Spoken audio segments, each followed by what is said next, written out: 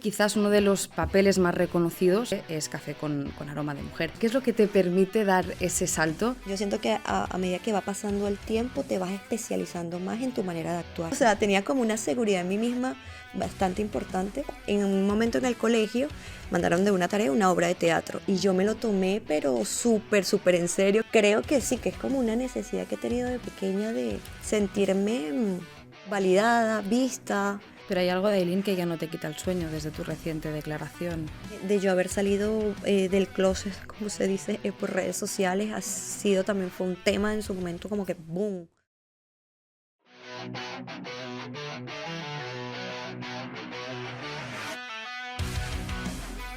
Y vas bajando el émbolo. Y cuando ya baja, Están grabando, ¿eh? se sirve. Porque yo sin café no voy a grabar. Un poquito para arriba. Oh. ¿Qué tal huele? Un poquito para usted. Vale, lo único No que... es por nada, pero huele súper rico. Bienvenidos, esto es Cambio 180, somos Cristina y Gina y hoy nos adentramos en el mundo del entretenimiento. Vamos a hablar de temas diversos, desde los retos y la parte oscura del mundo de la fama y de la actuación, salud mental, terapias holísticas, libertad sexual y mucho más. Sí, de hecho hoy tenemos a Ailín Valdivieso con nosotras, actriz y profesora de interpretación, que ha aparecido en series tan conocidas como Café con aroma de mujer, de eso hablaremos también. Y bueno, muchas gracias por estar aquí, por darnos la oportunidad de coincidir contigo y sobre todo por poder grabar en este fantástico spot que tenemos hoy, que veremos hoy en el vídeo, porque también vamos a hablar de Café Aromas, de tu proyecto personal. Así que nada, muchas gracias. No, chicas, a ustedes por la invitación. Yo con mucho gusto. Me encanta siempre hablar y con cafecito más. Lo primero es lo primero, así que toda gran conversación empieza con un buen café, así que hoy más que nunca. ¡Chin, chin! Qué rico huele. Bueno, qué rico. Bueno, Ailín, ya con café en mano, Pregúntame. empezamos con tu bagaje profesional, personal. ¿Qué es lo que te lleva a soñar con ser actriz en primer lugar? ¿Qué es lo que te inspira? Ay, Dios mío, ¿qué es lo que me inspira a ser actriz? Buena pregunta. Yo creo que es como una necesidad realmente que tengo desde chiquitica. Justo ayer estaba hablando con un compañerito, con un amigo de toda la vida, que me conoce desde que tengo 3 años, y justo me recordaba cómo en un momento en el colegio mandaron de una tarea una obra de teatro y yo me lo tomé pero súper en serio, es que yo me acuerdo que tú eras muy loca, todo el mundo como queriendo hacer cualquier cosa con la obra y tú como muy encaminada y enfocada en que las cosas salieran súper bien. Y creo que sí, que es como una necesidad que he tenido de pequeña de a través del baile o de la expresión en la escena sentirme, mira, como te digo, un poco validada, vista, como una manera de yo comunicarme con mi entorno. Sí, que fui desarrollando y como tomando en serio a través del tiempo. Ya después estudié economía y bueno, no me fue bien, no era el lugar que era para mí. Y tomé la decisión de ya dedicarme a estudiar actuación. Entonces ya sí me lo tomé como una carrera, o sea, partiendo de esa necesidad que me sentía cómoda, que quería como expresar, que quería escribir, que quería hacer muchas cosas, encontrar el lugar donde pudiera desarrollar todas esas habilidades y llegué como al lugar maravilloso que es un teatro, donde ahí estudié 4 años y me formé como actriz y también hay otras cositas por allí bailando y todo. Pero sí yo lo veo como una necesidad mía de... hasta sí, de ser vista, o sea, ahorita que se los digo, es como muy loco, porque es de ser vista, principalmente al principio con mi familia, y ya después como con el mundo, una manera de yo decir quién soy o lo que pienso. Creo que va por ahí. ¿Cómo se convierte, bueno, cuál es tu primera oportunidad? ¿Cuándo llega ese primer papel? ¿Cómo se convierte en una realidad ser actriz? Mira, yo creo que todo empezó cuando hice mi primera obra de teatro a nivel profesional, que fue muy cómico para mí, para mis papás no tanto, porque yo estaba súper emocionada ya por el hecho de que iba a participar en una obra de teatro, en un teatro en Caracas, que bueno, que tiene trayectoria, el Teatro San Martín, y pues con un elenco de unas actrices que tenían trayectoria, todo súper pro. Yo súper feliz. Era una obra de presas, eran unas mujeres que estaban presas en una cárcel. Y en la misma obra, las mujeres todas hacíamos toples, o sea, una parte había un desnudo en las duchas, había golpes, había un beso con una chica, o sea, todo en una sola obra, pero para mí eso no era lo relevante y yo por eso quería que toda mi familia fuera a ver la obra de teatro. Claro, y a esa obra de teatro, de invitados en los estrenos, siempre se invitan directores, actores. Fue gente muy chévere de toda la movida teatral venezolana. Y mi mamá cuando llegaron estaban súper felices porque veían como actores reconocidos que fueron a ver mi obra. Pero mi mamá y mi papá se quedaron, fue como, ¿qué? Claro, entre los golpes, yo desnudándome, pues el beso con la chica, como que golpes, era como que no, es que esto es lo que tú vas a hacer, por eso te saliste de economía, nadie entendía nada, y yo estaba en la fantasía de que era mi primer proyecto. Creo que sí, desde ahí fue cuando también me tuve que posicionar y decir, sí, es esto, y no solamente es esto. Después hice una obra infantil, era un conejito. Y a partir de ahí empecé a entender el oficio como tal y que si es una postura que hay que determinar. Porque, bueno, no es mentira, porque al final el miedo de mis padres era que quizás era una carrera, era la primera yo artista en la casa también, que no tenía como un camino firme o estable según lo que necesita que sea estable, un trabajo con 15 último, donde tú ibas avanzando y vas a poder comprarte un apartamento, un carro, lo que pues me imagino que los padres quieren para los hijos. En este caso sí elegí una carrera que era bastante inestable, por decirlo de alguna manera, que no se sabe, porque son caminos diferentes. Para mí puede ser de una manera, pero para otra puede tener suerte en la primera, para el otro puede ser después de 15 años, y así. Y sí. Y ya me fue la pregunta. La pregunta es, ¿voy bien encaminada? Sí. Bueno, ¿cómo fue que empecé ahí? ¿No? Sí, Ahí. o sea, empezaste ahí en Venezuela, ¿no? Pero luego has estado trabajando también en Colombia y en España. Claro, exacto. En el 2011 migré a Colombia. Bueno, las cosas en Venezuela ya se estaban tornando para mí bastante complejas. Sin embargo, digamos que el hecho de situación país no es lo que a mí me impulsa a irme, en principio, sino fue que me enamoré de un chico irlandés en Colombia, y en un viaje que yo hice a Colombia, decido quedarme. La cosa es que yo nunca volví a Venezuela, porque cada vez volver era un país totalmente diferente, y sí tomé la decisión ya después a los 2 años de decir, me quedo aquí en Colombia. Terminé con el chico y empecé a hacer carrera artística en Colombia. Y fue maravilloso porque fue como... Para mí Colombia significa haberme encontrado con mi potencial realmente. Es decir, dada la crisis que no tenía ni una mamá, ni una abuela, ni nadie allí segura para yo volver. O sea, tenía que poner al máximo en sobrevivencia todo. O sea, ir a un casting tengo que quedar, ir a un trabajo con toda esa intención. Y creo que eso me ayudó a encontrar una Dailin un poco más fuerte y enfocada. No habían como tantos distractores como quizás en Venezuela me los podía permitir. Entonces creo que la resiliencia que hice ahí en cuanto a mi migración fue como, no me gusta usar mucho esta palabra, pero empoderarme en mi formación como actriz. Es decir, yo soy actriz y voy a vivir de esto. Y fue la primera vez que lo decidí completamente. Y entonces empecé a dar clases, empecé a trabajar en restaurantes donde necesitaban actores. Empecé a diversificar y entender que como actriz podía abarcar otros espacios, no solamente la televisión y el teatro. Y empecé también a meterme en la televisión. Vale, ¿y cómo fue este proceso migratorio de un sitio a otro, después a otro? O sea, ¿cómo has vivido esto y qué momentos crees que pueden ser claves para la Dailin que eres hoy? Pregunta complicada. Ya. Bueno, creo que me identifica y me atraviesa por todos lados. Además, he migrado ya 2 veces, ¿no? Y en 2 edades totalmente diferentes. Primero a los 25 años, sin la intención sin el conocimiento de lo que hay detrás de irte a vivir a otro país. Ya una vez estando allí es que tomo la decisión, me quedo. Vale. Es un país donde está cerquita de Venezuela y no hay como tanta diferencia, no es otro idioma, ¿no? Pero sin embargo, culturalmente funcionan las cosas de manera diferente. Esa adaptación también fue como el primer choque a nivel de, por ejemplo, comunicación. De paso, en Colombia igual, al igual que otros países, dependiendo de la zona también hay como una cultura diferente. Por ejemplo, la gente del más del centro, a diferencia de la gente más caribeña, tiene una idiosincrasia diferente.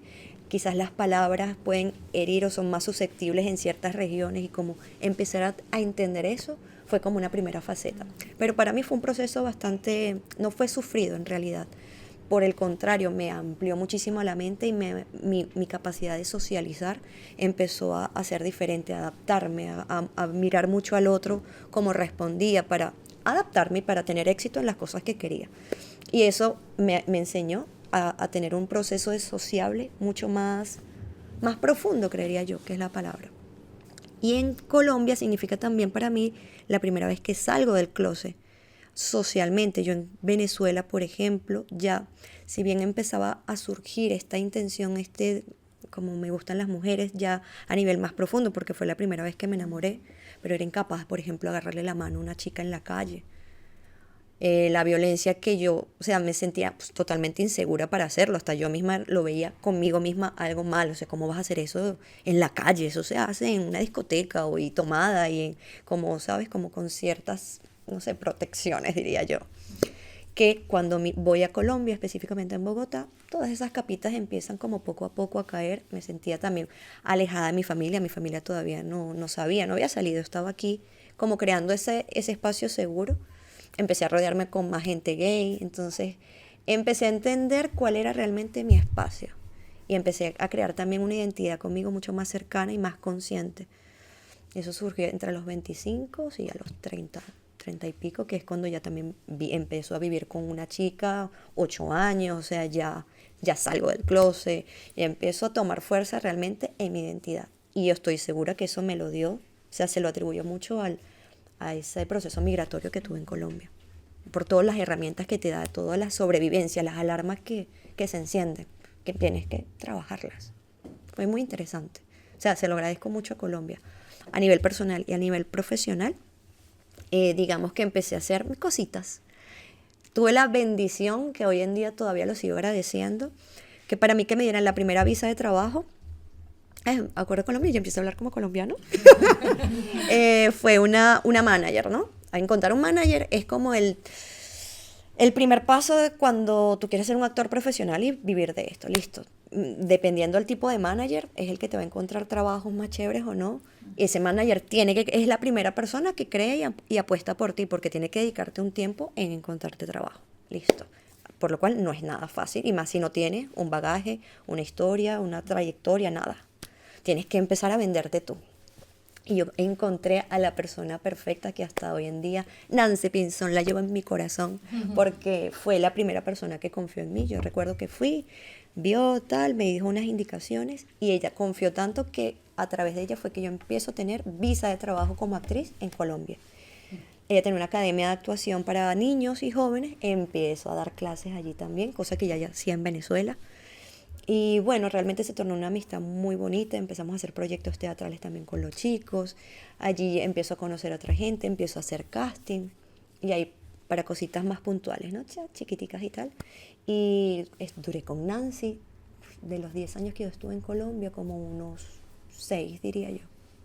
Y fue mi primer proceso profesional con ella. Y gracias a ella lo que más le agradezco es la posibilidad de haber tenido una visa de trabajo como actriz, o sea, fue puntual. Y a generar dinero a través de la actuación, bien sea dando clases o también en las cosas que hacían en tele. Bueno, has dado clases, has estado en el cine, series de televisión, teatro. Al final tienes una experiencia muy amplia en muchos escenarios distintos, pero quizás uno de los papeles más reconocidos o por los que la gente más te reconoce es Café con aroma de mujer. Nos preguntamos, ¿qué es lo que te permite dar ese salto de quizás interpretar otro tipo de papeles con menos proyección en ese momento a optar a ese tipo de oportunidad? ¿Qué es lo que te permite dar ese salto a un proyecto con una proyección internacional o profesional más fuerte? ¿Qué capta la atención de los productores de tu perfil? Primero creo que fue una cuestión estratégica también. Hacía ya 2 años que estaba con otra manager, que esta otra manager tuvo otra estrategia conmigo. Digamos que me empezó a decir ciertas cosas que ya no tenía que hacer a nivel de televisión, que yo lo hacía también, bueno, porque me generaba dinero.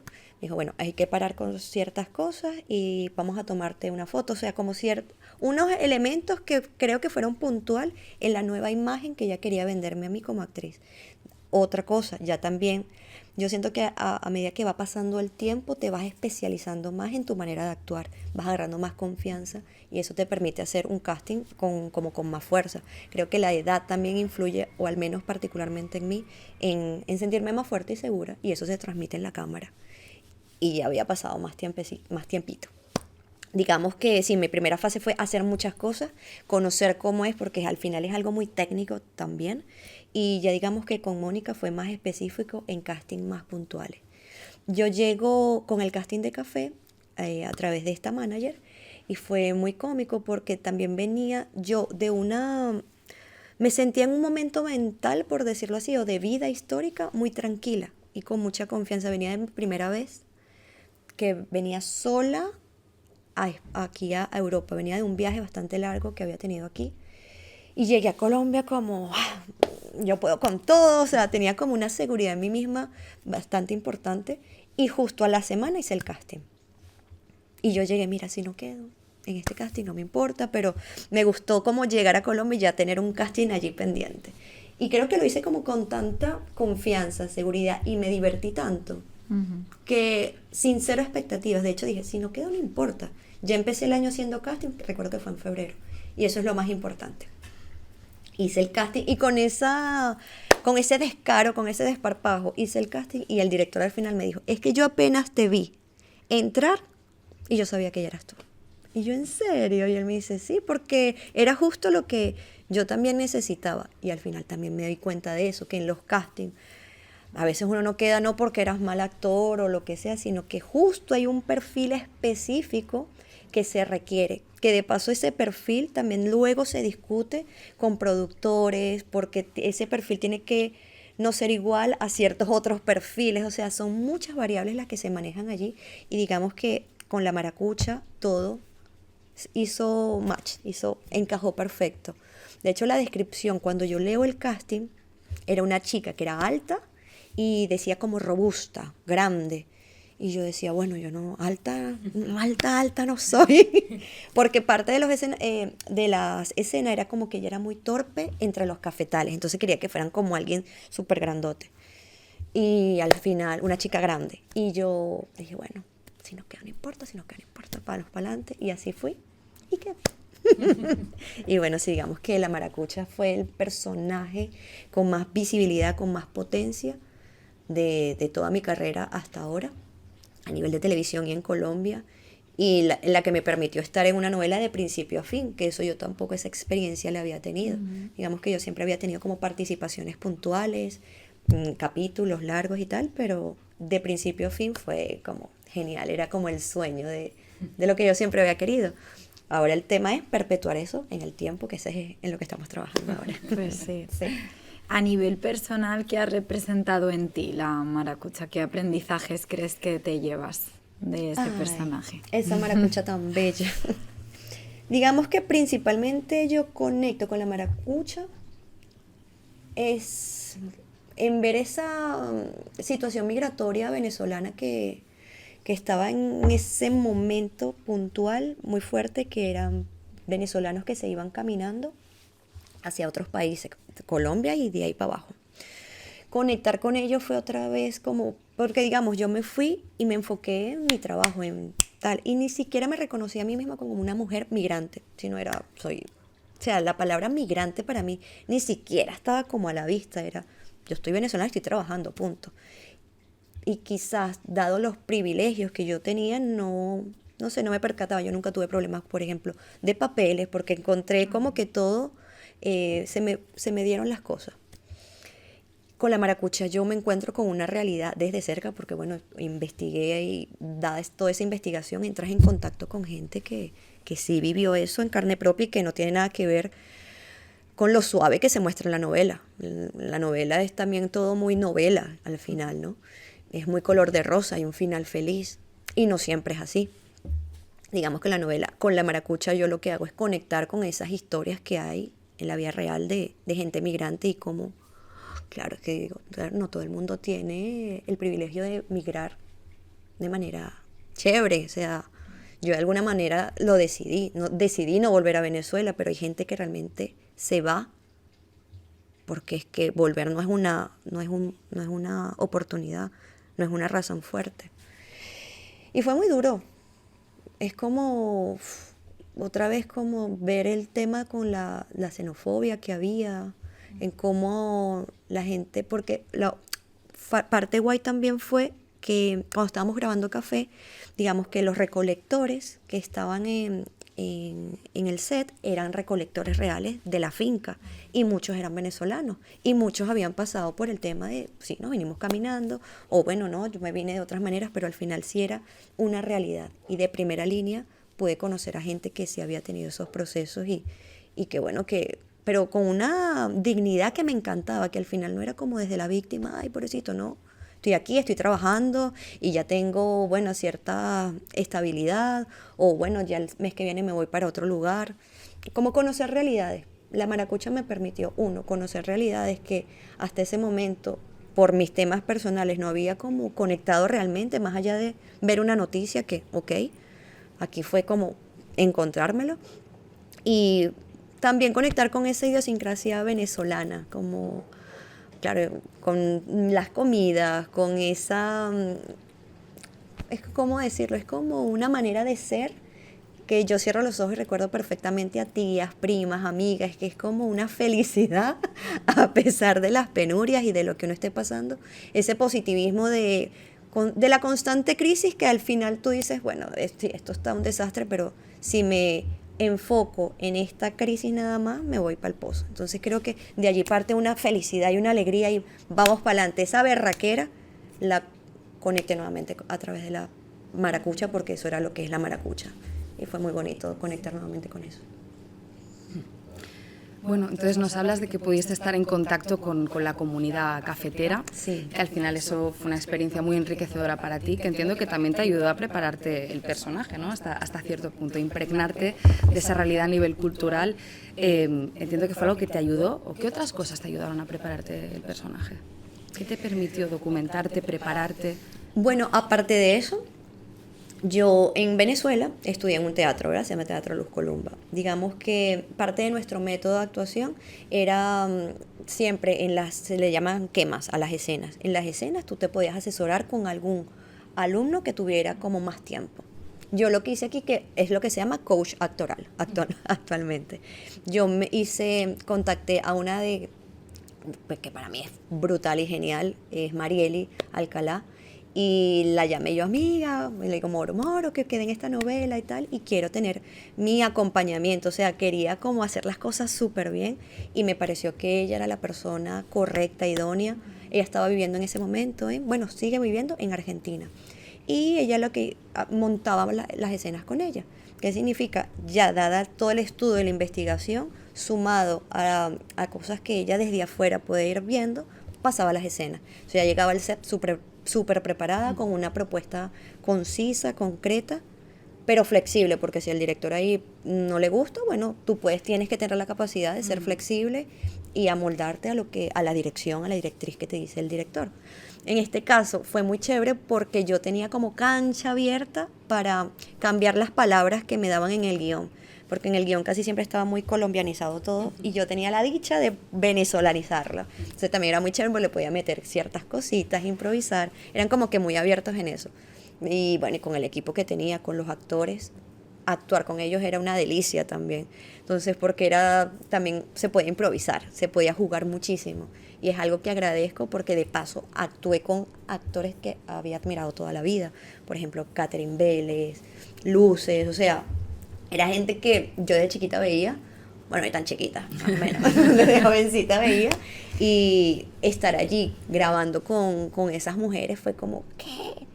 De hecho, el primer día yo le dije a Catherine, yo le decía, Catherine, yo tengo que decir algo, es que yo te admiro mucho, empecé a llorar, porque claro, era una actriz que yo veía pues en El Capo, en muchas cosas así super wow, y yo le dije, yo estoy muy contenta, y ay, mi amor, ven, me abrazó.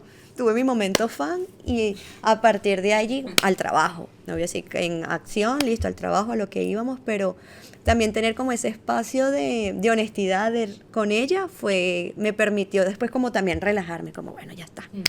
Y verla igual, la admiración la tenía y corte y yo, ay, pero es que eres muy buena, qué bello, qué tal. O sea, hace unas cosas muy lindas. De hecho, y sigo viendo escenas y me parece que, bueno, ella y muchos otros compañeros son brutales. Entonces, estar ahí trabajando con ellos fue muy, muy chévere también. Digo que eso todo también ayudó en mi proceso de mi personaje, porque hacen el trabajo mucho más fácil. Llegas más relajada, el hecho de que estés relajada en el set te permite escuchar y estar como si uno estuviera en la vida real. Y es como creerte que estás ahí, que ese eres tú. Ya. Bueno, entonces nos hablas de que al final la adaptación de las líneas, ¿no? De las frases, de las palabras, hacerte lo tuyo, la honestidad con el resto de actores, todo eso te facilitó, ¿no? El hecho de poder adoptar ese papel de la maracucha de la forma más auténtica posible. Sí. Pero ¿cuáles fueron los desafíos que tuviste que enfrentar a lo largo del rodaje? Los desafíos... A ver, bueno, yo recuerdo que principalmente veníamos saliendo de pandemia. Había como unas ganas muy grandes de trabajar porque veníamos a estar encerrados. Y yo veía que todo el equipo estaba con una disposición muy chévere al trabajo, a qué es lo que hay que hacer y hacerlo de la mejor manera. No es como que venían cansados de otros proyectos, que eso a veces también se ve. Y tú ves como que esta gente viene como pesadita de otros proyectos. No, todo el mundo venía como en una energía y una disposición. Creo que la palabra es disposición bastante efectiva. ¿Qué pasa? En todos estos protocolos del COVID, bueno, creo que una de las dificultades era el tema de la revisión casi que diaria. Cada vez que tú ibas al set te tenían que ver si tenías COVID o no. Eso era un palo gigante que te entraba hasta aquí, era a veces horrible. A veces, a gente a veces muy sensible y le rompían la nariz, o sea, a veces tú veías como, ¿qué pasa? Yo de verdad nunca lo sufrí como con dolor, pero sí era súper incómodo y era como, bueno, pero al final, si esto es lo que hay que hacer para grabar, dale, dale. Y el miedo de tener COVID, que será al otro, porque más que por contagiarme, que es verdad, era el tema de que si tenías COVID se tenía que parar. Entonces era como un miedo a que no se parara la producción por ti. Bueno, una mezcla de muchas cosas. Creo que había una tensión con respecto al COVID. Uno, por ahí. Digamos que esa fue una de las barreras. Dos, ay, es que yo no sufrí más nada. Para mí esa producción fue tan bella. De verdad me divertí mucho. Y de paso, uno grabando en esos cafetales. O sea, mientras la gente también... Porque ya no había encierro. Era como por semana, se cerraba una semana sí, una semana no, era algo así. Y a mí cuando nos encerraban estábamos en un cafetal. Y eso era montañas, pajaritos, una paz y una calma. Y si no, era trabajar. ¿Y cuál era ir al trabajo? Ahí estar con los compañeros, que fue también muy, muy chévere. Entonces yo creo que yo no sufrí nada, la verdad. Más allá del palo ese del COVID, todo fue mucho aprendizaje, mucho agradecimiento. Digamos que fue...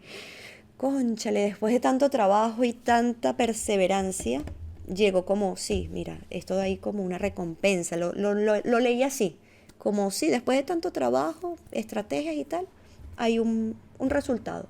Y vi Café con Aroma de Mujer y La Maracucha, un resultado después de, cónchale, ya llevaba como 10 años dándole, entre Venezuela y lo de Colombia, y yo dije, bueno, ya, y entender, me lo merezco, o sea, esto no es casual, no es fortuito, está basado en trabajo y en perseverancia. Entonces, listo. Y quedé bien. Fue como muy chévere recibirlo así. Qué maravilla. Una experiencia brutal. Sí. La verdad, sí. Brutal. Y llegar y hacer un personaje de venezolana en otro país, donde de paso es un personaje tan querido, tan que puede mostrar una cara de una venezolana que hay, como ella hay muchas, que bueno, como ella hay muchas venezolanas y mujeres migrantes latinas, por ponerme regionalista, ¿no? Solo una región. Pero en este caso, tomando como la idiosincrasia, son gente que va a trabajar con la mejor actitud, con muchas ganas de trabajar, que en este caso también así era La Maracucha y así se definió, con una alegría que ya les mencioné, es como esta alegría a pesar de la crisis, hay siempre una alegría, una disposición desde una sonrisa. No sé si eso es un poco que se disocia, puede que sí, ya me dirán ustedes, pero es parte yo veo de la idiosincrasia del venezolano, en este caso de la venezolana. También de la colombiana pudiera ser un poco, Pero en este caso con la venezolana es así. Y muy dada con la gente, muy vamos a ayudar, muy de amiga, muy de amistad. Un valor a la amistad y a crear comunidad muy fuerte, porque ahí es donde ha encontrado también refugio. Entonces, encarnar ese personaje para mí es una maravilla, y hasta el día de hoy hay gente que me reconoce y me da risa porque lo que quiere es como, en vez de, ay, de un autógrafo, es como, ay, maracucha, y me abraza, como si, sí, claro, que le recuerdo a la maracucha, y yo no es que sea como tan opuesta a la maracucha, yo tengo mis cositas de la maracucha, obvio, porque soy yo misma. ¿Sí? Entonces sí, yo me río, o sea, sí, venga, yo la abrazo, señor, y que siempre son señoras, entonces como, ay, sí, venga, como una tía, entonces, todo bien. ¿Hay algún otro personaje que te hubiera hecho gracia interpretar de esta serie? ¿De esta misma serie? Sí. ¿Cuál me hubiese gustado hacer? Sí. Ay, Gaviota. No, bueno, sí, pero sí, la verdad, no voy a mentir, me hubiese gustado Gaviota. Digamos que Gaviota, ay, sí, porque a mí es que los personajes cifrinos gomelos, como pijos, no sé, yo prefiero como más la gente del campo, como más, sí, más, un poquito más como yo, la verdad. Pero no, pero también quisiera ser de pija, porque yo también, mira, yo pija también puedo ser, mi vida. Sí, pero no, yo quisiera ser otra del campo. Sí, esa es mi respuesta. Bueno, entonces, ¿de qué forma conecta? Nos has hablado un poco de que te sientes identificada con algunos aspectos de la maracucha. ¿De qué forma conectó contigo? ¿Qué te llevas de la maracucha a día de hoy? De esa maracucha tan bella me llevo la importancia de crear comunidad cuando migras, es decir, de no cerrarte. Creo que nunca fue mi caso, pero sí he visto como quizás ciertas tendencias a cerrarte, sí, como a quedarte en tu círculo allí. Creo que es mucho más fácil, por poner fácil, o quizás hay un camino en encontrar como un grupo de personas y crear proyectos. No crear proyectos como tal, sino quedadas para entender a través de la experiencia de los otros o de las otras, que cómo también se pueden ir solucionando las vicisitudes que ocurran en ese nuevo país. Y ver diferentes puntos de vista también es chévere. Y conectar también con lo conocido en un lugar extraño, creo que también te ayuda como a regularte, a sentir un poco más de seguridad, a entender que hay problemas y que tu problema también seguro es el del otro, y que quizás el otro ha visto una mirada diferente y encuentra un camino que a lo mejor tú no lo has visto. Ya hay otra gente que ya lleva más tiempo y no, lo que tienes que hacer es esto y esto. O sea, creo que el sentido de comunidad me lo quedo de la maracucha, porque fue lo primero que ella hizo. Hacer amigas. Y también desde la honestidad, desde la, ¿cómo se dice? Desde la verdad. Hacer piñitas, hacer grupitos. Creo que es fundamental y me quedo con eso de la maracucha, lo sigo practicando.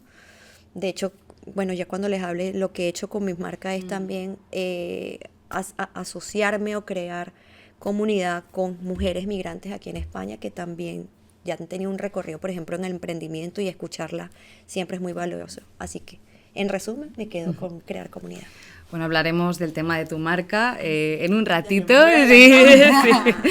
Sí. Bueno, creo que me quedo también con esa idea de comunidad, con ese maravilloso aprendizaje. De hecho, Café con Aroma de Mujer tuvo muchísimo alcance, también a nivel internacional. Hablamos de 500 millones, más de 500 millones de espectadores en más de 19 países. Wow. Increíble. Lo hemos buscado Ya. y nos hemos quedado impactadas. ¿Qué crees que es lo que conectó de esta historia con tu audiencia, con vuestra audiencia en definitiva? ¿Qué crees que es lo que la gente realmente se lleva, lo que la gente realmente disfrutó, lo que atrapó a la gente de esa serie? Mira, te voy a dar la respuesta romántica y después te voy a dar la respuesta un poco no tan romántica, que a mí me causa curiosidad, porque esto es lo que yo les pregunto cuando hay alguien que me quiere saludar, lo que sea, y yo, ay, sí, la viste, cuéntame qué te gustó, porque también a mí me da mucha curiosidad, porque yo desde mi lado estaba haciéndola, ¿no? De hecho, vi la novela, fue cuando ya llegué aquí a España al rato, que de verdad me senté y yo dije, vamos a ver. Porque sí había visto como un par de capítulos, pero en plan actriz viendo qué es lo que está pasando, pero no en plan, ay, me voy a sentar a ver esta producción a ver si me engancha. Y me enganché, me enganché de verdad mucho. Yo soy muy novelera desde chiquita. Entonces, que también por ahí vienen los tiros de cómo empezó esta necesidad, viendo las novelas venezolanas. haciendo un podcast. Ah, perdón. No, tranquila. No te preocupes, no te preocupes. La semana que viene abrimos, ¿vale? Vale, gracias. Con gusto. Buen día. Cosas que pasan en vivo. En el directo. Sí. Y el señor se va a reír. Habíamos puesto cartelito, ¿eh? Pero... El señor no lo leyó. Bueno, Quería café. Bueno. Entonces, ¿qué les estaba diciendo? Que... ay, me fui. ¿qué crees que es lo que conecta de esta historia con la Vale, audiencia? entonces con la gente cuando... y yo le dije, ¿qué fue lo que te gustó de la novela? Entonces dice, ay, el amor, como que uno, esta es la parte no romántica, que venían como mucha gente saliendo también de pandemia y y yo no quiero pensar en nada. O llego al trabajo y yo no quiero encontrarme con la realidad del mundo. Y ponen, claro, esta novela es súper rosa, es amor puro. Los problemas se van resolviendo a medida que van ocurriendo y todo de manera positiva y tal. Entonces puedo entender que la gente se enganche súper rápido. Además, los paisajes, ese era otro. Los paisajes, creo que el verde, ver tanto verde también era como, daba paz. Es una novela que da calma. Creo que lo otro es también William Levy. No, por William Levy. Y yo, vale. Esa es la otra no romántica, súper tal. Pero había mucha gente que, en su mayoría, migrantes, que me decía, es como conectar otra vez con mi tierra. Y yo, ay, Dios mío, claro. Y los venezolanos era, es conectar, me van a ganar de llorar, después tengo la regla también, me van a ganar de llorar. Decían como, claro, es que yo soy así, o sea, yo estoy no solamente en Colombia, estoy en Chile, o estoy aquí, y yo lo que vengo es a trabajar, o sea, se identifican con esa mujer migrante que salió de su país y que formó familia y que le fue bien y que trabaja mucho, pero bueno, ya tiene unos resultados, como que valió la pena ese sacrificio de irse de su país.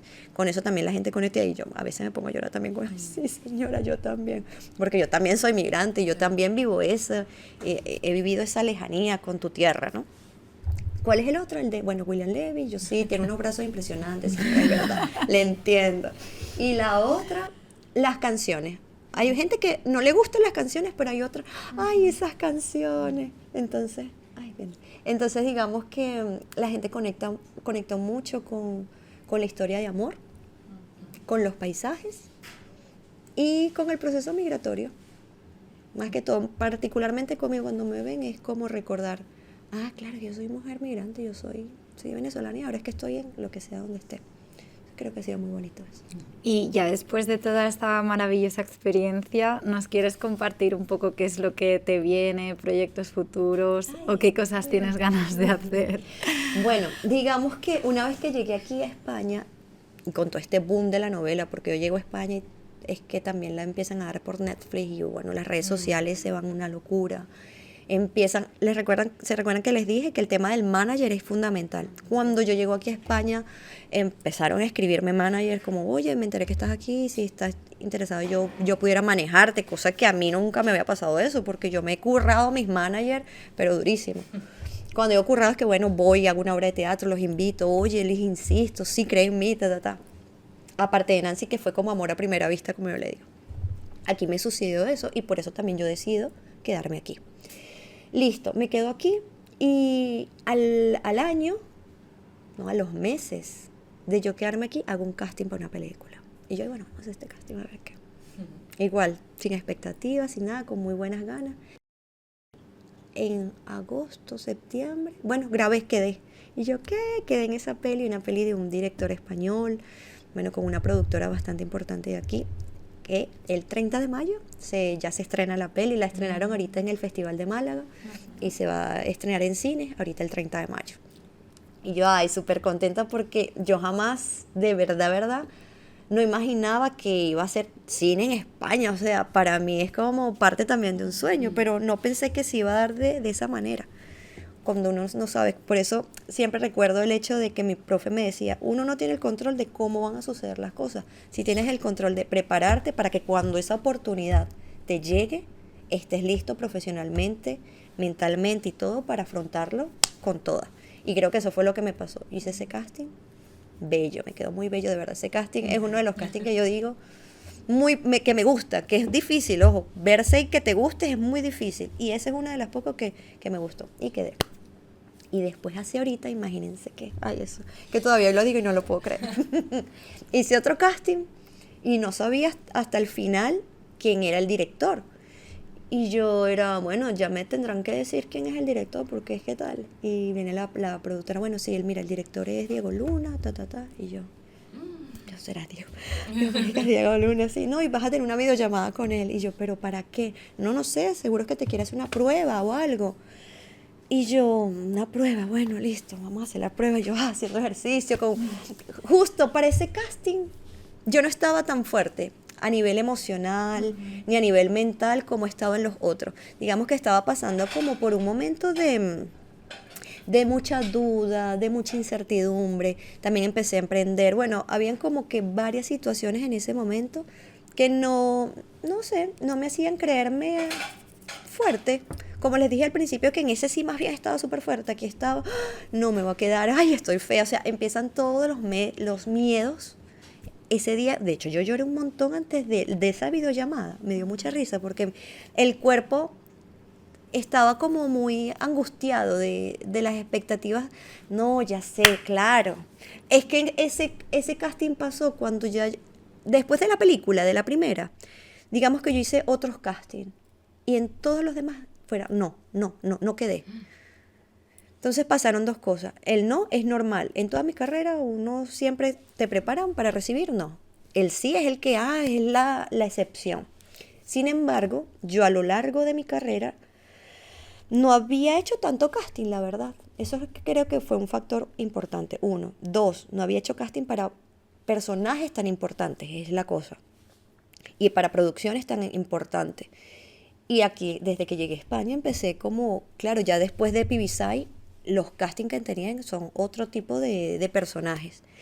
Y me ilusionaba, yo como que sí, o sea, iba como con ese positivismo que sí, este es, y al final no. Y yo, vale, siguiente. No, vale. Pero entonces, eres muy buena, todo muy bien, me encantó, gracias, pero no. Eran como que siempre quedaba como entre la que quedó y yo. Así pasó todo el año, pero al final fueron muchos no y primera vez, les repito, que eso me pasaba a nivel profesional. Y enfrentar fue como un dolorcito de duda. Es como, bueno, a lo mejor tomé una mala decisión el haberme venido para acá. A lo mejor, o sea, caí en un pozo bastante fuerte durante mucho tiempo. Hasta que llegó este casting de Diego Luna, que no sabía que era Diego Luna. Y dije, bueno, lo voy a hacer. Y cuando me dicen que era Diego Luna, me dio un ataque porque yo quiero quedar y si no quedo otra vez el no. Yo, bueno, no te ilusiones. Y es como cuando te dicen no llores, o sea, no te pongas triste, manica, estoy triste ya, déjame.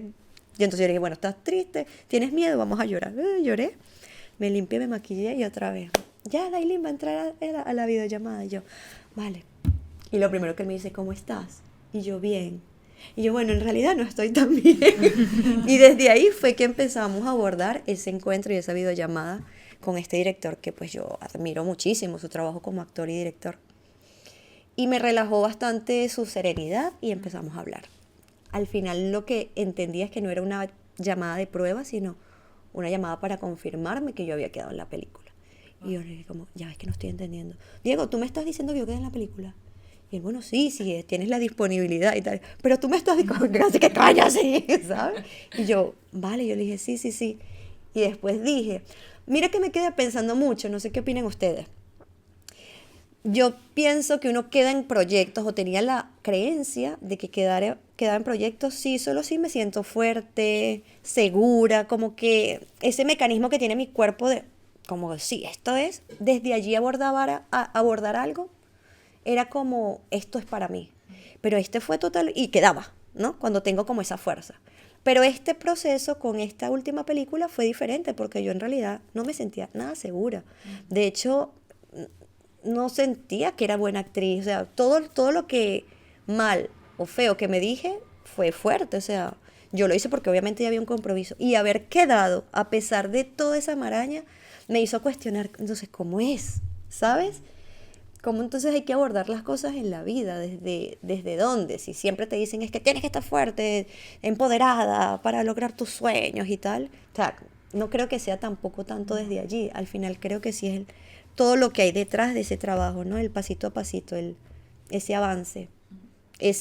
A pesar de que estaba así, permitirme hacer la videollamada y ser honesta ¿cómo estás? Bien. No, mentira, no estás bien. No, bueno, no estoy tan bien, la verdad. De paso, en esos momentos estaban pasando cosas en Venezuela que también me tenían toda revuelta. Y desde ahí comencé a hablar con Enor por todo lo que está pasando en Venezuela. Y bueno, yo tampoco es que me sienta muy bien. Y ojo, que también encontrarme con alguien que recibiera también esa información, porque puede haber otro director que te diga como, bueno, vale, necesito que hagas la escena, qué sé yo, ¿sabes? Pero fue una persona también empática, que por eso también se lo agradezco mucho y que qué chévere que cada vez más pueda encontrarme en el medio con gente que, bueno, que atienda el estado emocional del otro ser humano que está ahí, que no es un instrumento, que también vive, y que eso no coarta tu parte profesional. Creo que fue eso, darme cuenta que a pesar de mi estado de ánimo, puedo manejar mi profesión, pues, de una manera sana, porque al final tampoco fue que me reprimí ni fui una loca diciendo, Costa, estoy bien, sino permitirme ser vulnerable. Creo que fue por ahí. Entonces, bueno, fue interesante. Y qué complicado en este momento en el que pues, te sientes más vulnerable o te sientes, ¿no?, más cansada o te sientes pasando por un momento complicado en tu vida. Y en ocasiones entiendo que pues, nos hemos disociado, ¿no? O intentamos seguir rindiendo al mismo nivel, y creo que es muy valiente el que seas honesta y que puedas también pues, compartir cómo te sientes abiertamente y que esto no ponga en jaque tu profesionalidad ni tu reconocimiento. Yo creo que eso es brutal, que un director sea capaz de ver más allá de tus circunstancias y creer en tu talento y en tu potencial. Hablando de esto, ¿no? Hablando un poco de esa delgada línea entre tus circunstancias o tu identidad y el personaje que tienes que interpretar. Qué complicado, ¿no? A veces, no sé si te ha ocurrido con algún personaje que has tenido pues, dificultad o te ha resultado un reto el hecho de interpretarlo, de encarnarlo, porque al final son varias emociones y vidas, ¿no?, con las que conectas, que interpretas. Me pregunto si hay alguna escena que te haya resultado más difícil, algún personaje que te haya resultado más un reto, interpretar algún tipo de emoción concreta, algún tipo de escena de llanto, enfado, íntima, no lo sé. Mira que creo que mi tema no es tanto como por lo complejo de la escena en cuanto si es llanto o risa, lo que sea. De una, para mí, reírme de verdad, creo que es más difícil, de hecho, que hasta llorar. O sea, reírte que no se vea como una loca, ¿sabes? Sino que sea una risa genuina, así, que te salga, para mí es mucho más complejo que llorar. Partiendo como de algo muy técnico. Sin embargo, creo que a mí las cosas a nivel escénicas que me han puesto a temblar el piso, como a dudar, que es complejo, es muy duro y muy doloroso hoy en día, de hecho, manifestarlo, pero es cómo luzco.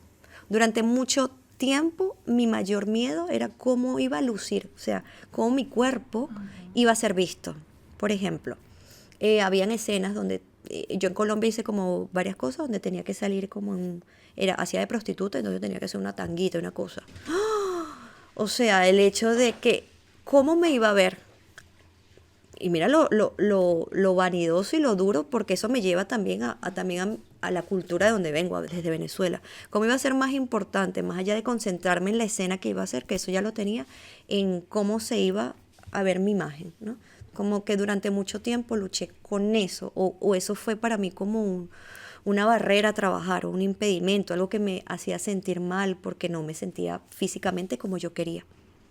Entonces siempre la imagen que tenía de mí misma era como eso me hacía sentir no bien, o sea, al final no disfrutaba bien el personaje. Me imagino que eso a nivel del personaje no lo hacía brillar, porque lo que estaba era pendiente de, se me ve un cauchito por aquí, ay, que me va un gordita por acá, o lo que sea, fea de acá, una arruga, y hoy en día me digo, pero Dios mío, eso ¿qué tan relevante iba a ser en eso en ese momento? Pero bueno, para mí sí lo era, y lo pongo hoy sobre la mesa porque sé el valor que todavía se le da a ciertos cánones de belleza, y como eso para mí era importante. Y en ese momento en Venezuela, no sé ahora, y en Colombia, la imagen es algo fundamental. A nivel también de televisión, cómo luce ese personaje y los estereotipos que hay. Entonces sufrí mucho por eso, porque nunca he sido pues muy delgadita, o sea, tengo una contextura diferente. Y es algo que, a pesar de que estoy hoy un poquito más consciente, igual sigue siendo una lucha muy dentro de mí. Siempre está como, coño, pero no eres esa imagen que tengo ahí, que la vi desde chiquita, de hecho. O sea, la vi en novelas muchas veces. Esa mujer guapa, que es un estereotipo muy... Yo no lo soy. Entonces, querer como alcanzarlo también fue un tema. Es un melón importante allí. Y creo que con tu pregunta, eso fue lo que siempre o sea, si era un personaje guapa, tener que hacerme creer que realmente soy guapa. Cuando si no me lo creo, es mucho más, era difícil para mí. O que era coqueta, no sé, era súper raro, ¿no? De hecho, esto, como dices, sí que es un melón súper importante, que le daremos su espacio más adelante porque creo que es importante. Sí. Tiene mucho que ver también con la salud mental, que nos impacta directamente. Ya. Sí, es loco. Has hablado también de estereotipos. No sé si has rechazado algún papel porque no te encajaba con tus valores o porque reforzaba ciertos estereotipos. Mira, la verdad no. No me encontraba con eso. Una vez no hice una obra de teatro porque era todo desnudo, era nudista.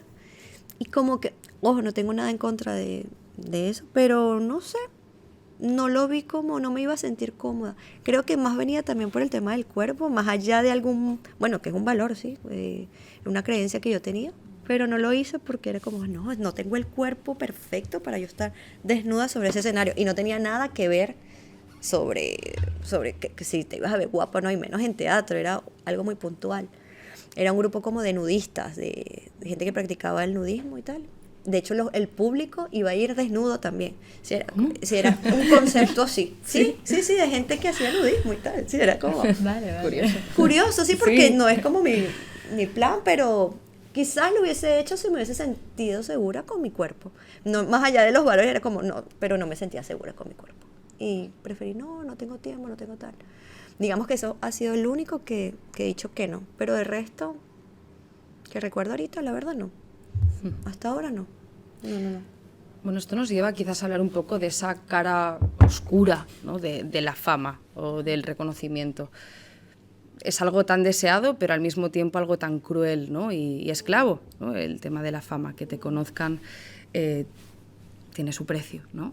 Sí. Y hablas también incluso de la imagen, ¿no? El hecho de mantenerte, el hecho de acceder a algún tipo de oportunidad, optar a algún tipo de oportunidad a la hora de interpretar determinados papeles que implican a lo mejor una mayor exposición, ¿no? El hecho de, como me decías, pues sentirte cómoda con tu propio cuerpo, las exigencias que también hay respecto a los mandatos de la imagen, la estética. ¿Qué crees que es? ¿Cuál es la parte oscura de todo esto? Es decir, cuando pensamos en ser actriz, ¿no? Pues quizás muchas personas es algo que pues ven de una forma atractiva, el hecho de salir en pantallas, interpretar, vivir varias vidas. Pero ¿cuál es la parte que no te cuentan, la parte que quizás es un poco más difícil de manejar o de lidiar con ella? Bueno, yo creo que lo voy a decir a nivel general, pero partiendo también, obvio, de mi experiencia. Yo creo que a mí hoy con toda mi trayectoria,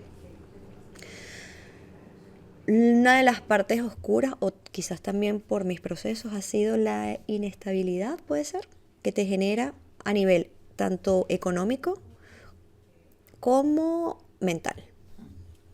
Porque la palabra para mí es incertidumbre.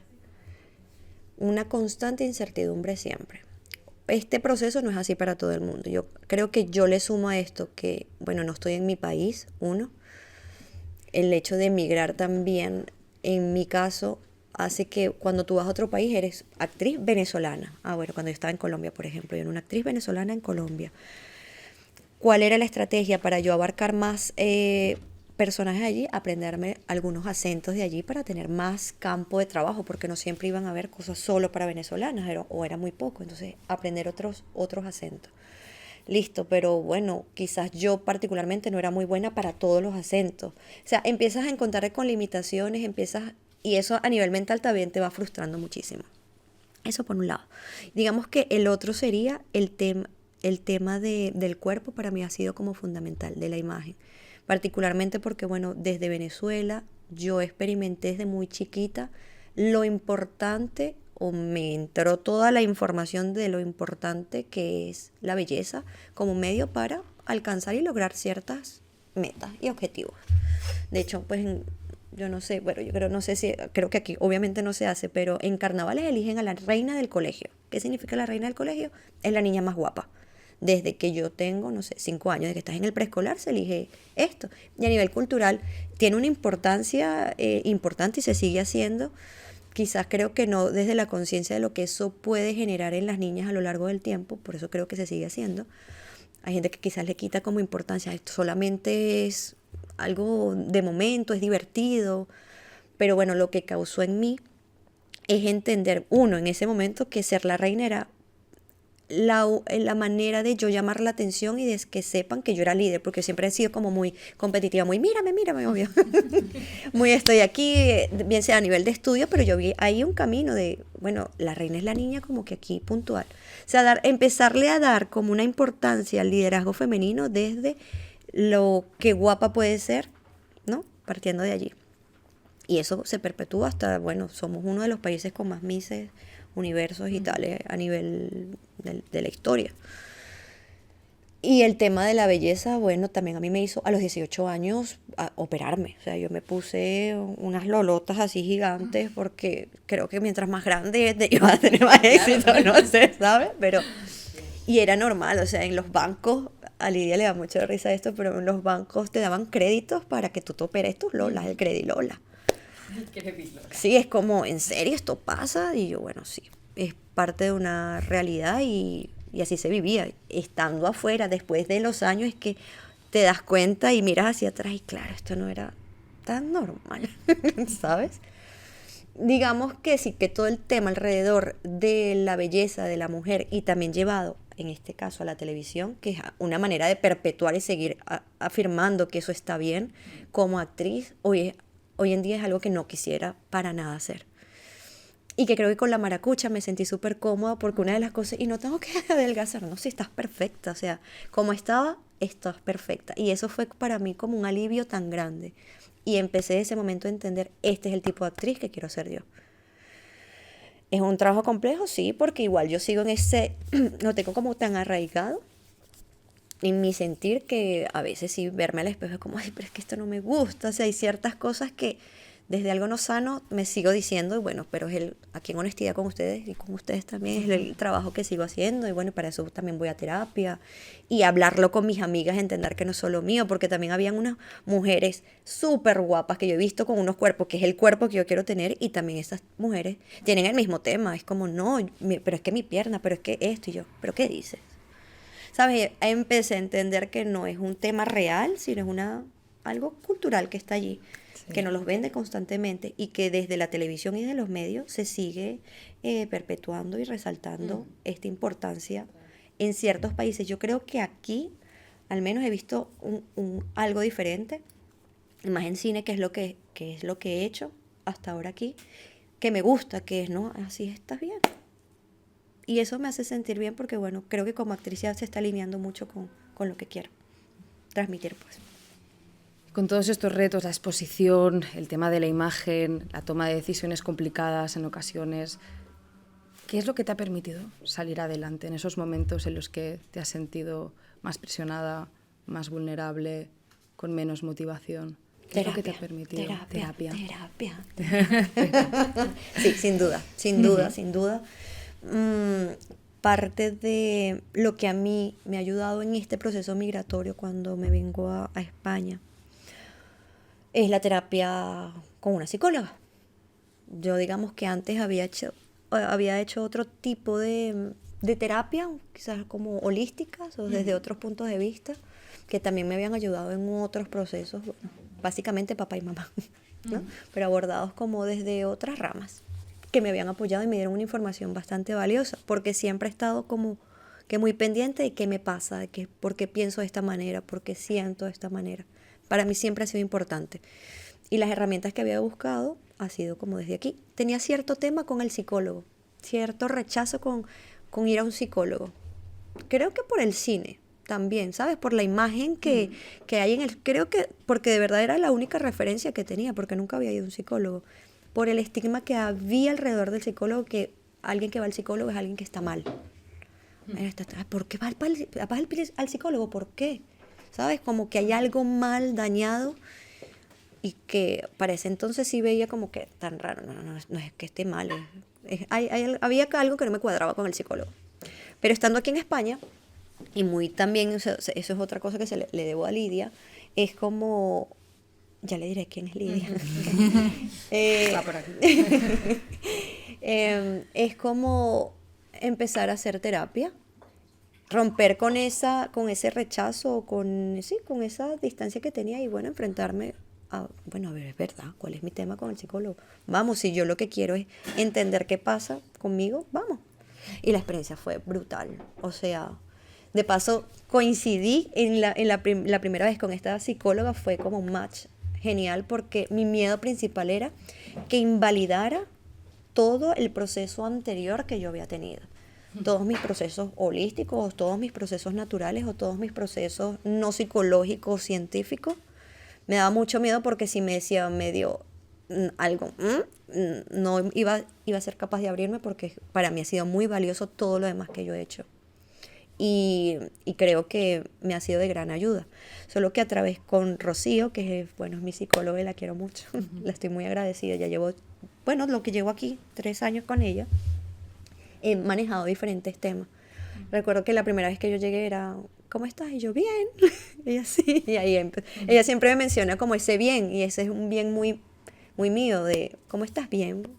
Y por dentro uno está, bueno, destruido, pasando 1000 cosas, pero al final ese abrirse era, para mí en principio fue muy, muy duro. Y yo pensaba que yo era abierta, yo pensaba que yo era mostrado vulnerabilidad, pero con Rocío me di cuenta de que no, que hay que ir más profundo y que cuando encontré esa profundidad y toqué eso que no es tan agradable, empecé a limpiar esa casita. La imagen que ella me dio fue de una casita que yo tenía ahí y que empecé a limpiar y que bueno, que al principio iba a ser quizás incómodo y de verdad ha sido un proceso incómodo, pero que hoy agradezco muchísimo porque son otras herramientas y hay como una mirada diferente después de terapia. Y creo que sí, es sumamente importante.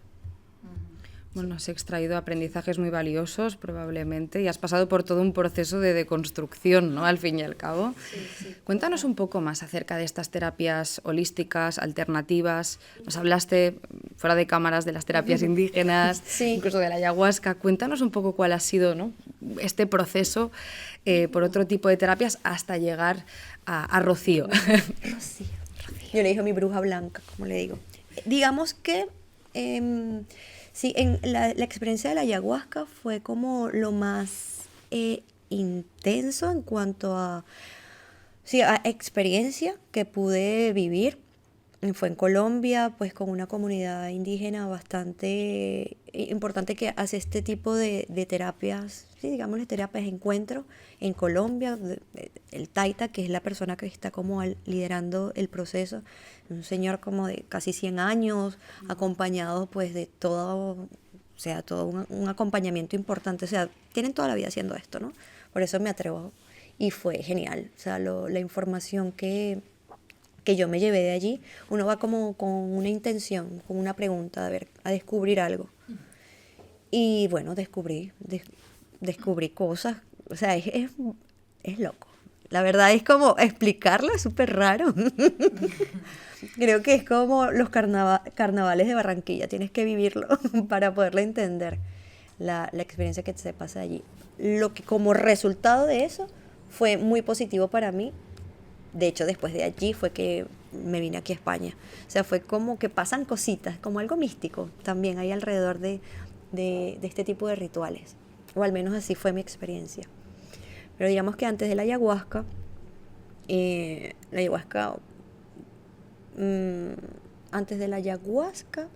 yo hice, esto no es tan holístico, bueno, no sé cómo lo categorizan ustedes. Es un taller de transformación y liderazgo. Es un taller, cónchale, se me olvidó el nombre del señor que diseñó este taller. Yo he tenido esta conversación con Lidia varias veces, ha sido muy interesante, porque no le puedo quitar para nada fuerza, poder a lo que yo experimenté. Sin embargo, sí encontré en internet que hay ciertas personas en contra de todos estos procesos. O sea, hay un movimiento, creo que de psicólogos a nivel científico, en contra de estos procesos de transformación de liderazgo. Me imagino por cómo se ha abordado en diferentes lugares del mundo, porque esto lo inventó un señor, pero se siguió reproduciendo principalmente en Latinoamérica. Es un taller de transformación y liderazgo por un señor, coño, es que no quiero decir nombres que no sean exactos, pero digamos un señor, tacata. Un señor, es que coño, ni me acuerdo de dónde era. Un señor que se inventó este taller. Por ahí ahorita si quieres lo ponen porque quiero saber el nombre del señor. Porque sí, para mí esa experiencia en ese taller fue muy poderosa. Es decir, a mí me dio ciertas herramientas para yo descubrir en ese momento rasgos tanto de mis conductas o cómo procedía yo ante ciertas situaciones y cómo se pueden solucionar. Al final eran todos enmarcados en cómo hacerte tú líder de tu empresa principalmente o de tu vida. Entonces hablaban como que la postura de un líder donde tú eres el líder de tu casa, o sea, viéndolo desde allí como si la persona que lidera o que está a cargo de alguna situación. Para eso tienes que conocerte por dentro y para ese conocimiento de tu personalidad o de tus procederes o tus creencias específicamente era como una radiografía de tus creencias a través de ciertos ejercicios que se hacían en grupo. Eso se hacía durante fines de semana, entonces era como 20 personas en un salón durante este fin de semana haciendo ejercicios que te llevaban a romper con creencias que en ese momento las podías tú denotar como limitantes o no. Más o menos ese era como el proceso de estos talleres. En estos talleres yo estuve como unos 2 o 3 años, porque al final también yo fui parte del staff, o sea, como me interesó tanto que fui parte de esos procesos de taller. Digamos que allí de verdad yo siento que tuve como, me quedo como con ciertas herramientas de liderazgo que hoy en día las aplico a nivel empresarial, a nivel comunicativo, y que por eso no las invalido. Sin embargo, después investigando sí vi que, bueno, como que hubo hasta estafas a nivel de cómo se llevan a cabo este tipo de talleres. No fue en el caso de mi grupo, por decirlo así, pero sí habían esos casos. Bueno, yo investigando después con Lidia. Y sí viendo también quizás el daño que puede hacer a personas si estas personas que dictan estos talleres no son personas cualificadas, que casi siempre no son psicólogos, por ejemplo. Son personas del común que se entrenan durante tiempo para poder dictar estos talleres. Entonces ahí es cuando sí vi que, bueno, claro, veo que no es para, pero que yo decía, pero es que esto no es para sanar o no es una terapia, por ejemplo, como lo que yo estoy haciendo con Rocío, para sanar heridas o traumas profundos de mi niñez, en este caso. De hecho, hoy decían que si tú tenías un tipo de trauma o alguna, ¿cómo se dice cuando tienes algo diagnosticado? Algún diagnóstico, no podías hacer este tipo de talleres, digamos que era para personas sin diagnóstico, pero cómo tú puedes medir eso también, ¿no? Es como ya ahora mismo ya puedo entender la complejidad del proceso, quizás con la ligereza que se puede tomar y generalizar a un grupo de personas. En mi caso particular no me hizo daño porque, bueno, yo iba muy enfocada en lo que es el tema liderazgo y tal, y de verdad a mí me funcionó, pero más allá de lo que me haya funcionado a mí, es entender a otro tipo de personas que sí, quizás de verdad tienen traumas y eso no se puede manejar o destapa ollitas, me imagino que va como por allí el tema, lo peligroso que puede ser para otro tipo de personas. Entonces fue como, entiendo ya el tema de, porque es delicado, ¿sabes? Pero digamos que en mi caso, bueno, me fue bien. Bueno, creo que ahora sí que hemos abierto ya un poco el melón de salud mental. ¿Qué heridas, transformaciones, cambios que te apetezca compartir, por supuesto, has experimentado en todo este proceso, en todo este camino profesional y personal? ¿Con la terapia con Rocío específicamente? ¿O en a lo largo de general, mi vida? sí. Bueno, yo creo que el tema principal que siempre he abordado tanto en mis terapias holísticas como en holística es el tema de mis padres conmigo. Y entender o ser cada vez más consciente de cómo el vínculo con cada uno de ellos me hace hasta el día de hoy relacionarme con el mundo. Para mí al principio era como, ¿en serio tanto te puede marcar papá y mamá en tu vida? Pues sí, me lo dirán ya ustedes. Pero como que sí, a partir de todo este conocimiento, vale, bien sea por la relación tan estrecha, pero no se trata solo de si hubo maltrato o no, no se trata de eso, sino el tipo de relación que Dailin en este caso tuvo con mamá y papá, ha hecho que Dailin tome ciertas decisiones, ha hecho que Dailin sea consciente de unas cosas y no, sea responsable de unas cosas y de otras no. Y bueno, y partiendo de allí, creo que todavía lo sigo trabajando, ¿eh? Porque vamos cambiando y ellos también el tema de que ahora ellos están allá y yo aquí, cómo mantener un vínculo a distancia, cómo, sí, creo que ese es el tema, mamá y papá, porque al final quisiera como, si ellos se mueren o yo me muero, tener como, ay bueno, hice todo por tener un muy buen vínculo con ellos, a pesar de que yo no entendiera muchas cosas, o a pesar de los recuerdos que yo tenga, porque también son buenos y son malos, y de todo, pues. Entonces creo que eso es lo que sigo trabajando y que me parece importante, porque partiendo de eso también he mejorado mucho mis vínculos con mi pareja, o de hecho, principalmente conmigo misma. ¿Sabes? Eso es como que ha sido muy, muy poderoso, muy chévere, me ha gustado. Y cuéntanos, ¿qué desafíos sigues enfrentando hoy? Estos son algunos que sigues resolviendo, algunos asuntos, ¿no?, que también has ido pues, ¿no?, enfocando, manejando de una forma distinta gracias a todos estos procesos. Pero a día de hoy, ¿cuáles son esos nuevos desafíos con los que sigues luchando o que sigues tratando de lidiar con ellos? Bueno, tú sabes que yo, cuando llegué con Rocío, yo le decía a Rocío, es que a mí me da azogue. Azogue es ansiedad.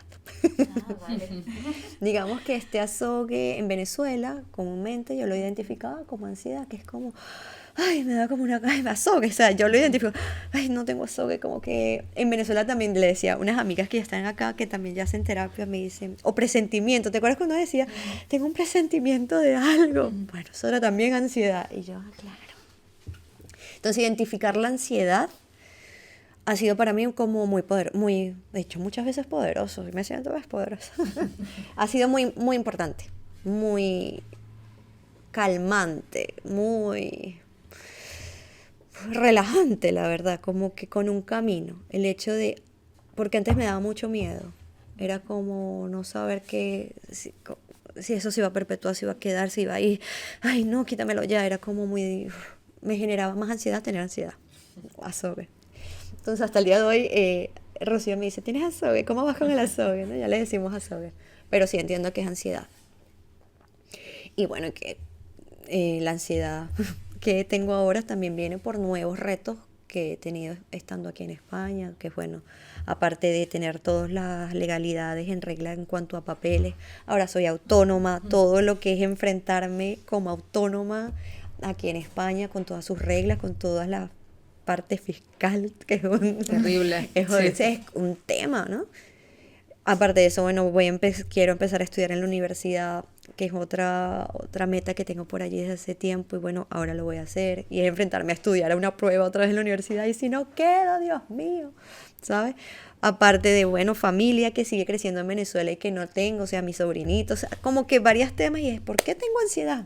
Bueno, aquí hay como, ya es empezar a entender y empezar a diferenciar cuáles son como esos botoncitos que van activando mi azogue.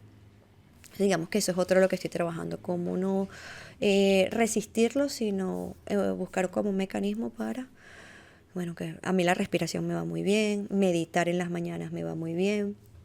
Digamos que ahorita el tema puntual, creo que respondiendo más a tu pregunta, es la organización.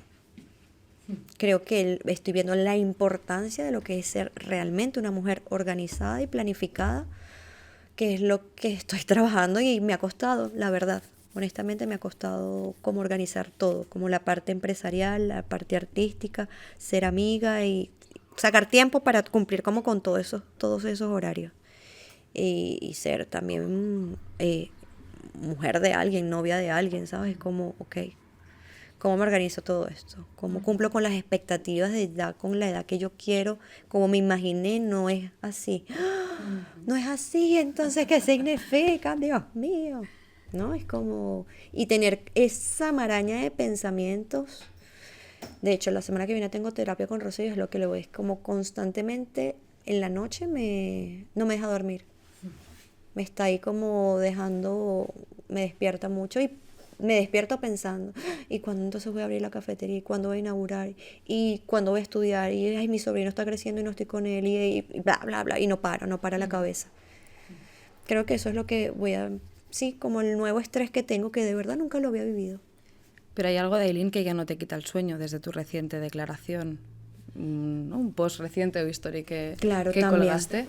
También el tema de yo haber salido del closet, como se dice, por redes sociales, fue un tema en su momento como que boom. Temazo, claro. Como que la reacción de la gente fue muy en pro también, como vi como una comunidad bastante sólida que me gustó en cuanto al, no tanto, o sea, al apoyo hacia mí, pero al apoyo a la comunidad, ¿sabes? Era más, y por otro lado, otra cantidad de mensajes como en plan, en rechazo total. Yo nunca había tenido ese tipo de hater. Yo nunca había tenido hater realmente en mi Instagram, porque la maracucha que hater va a tener esa muchacha. Despierta ternura. Pero solamente. bueno, la maracucha, yo también soy Dailin, y Dailin no es la maracucha. Entonces quizás romper como con esa ilusión de bueno, de la imagen de Pibisay para ciertas personas ha sido como raro.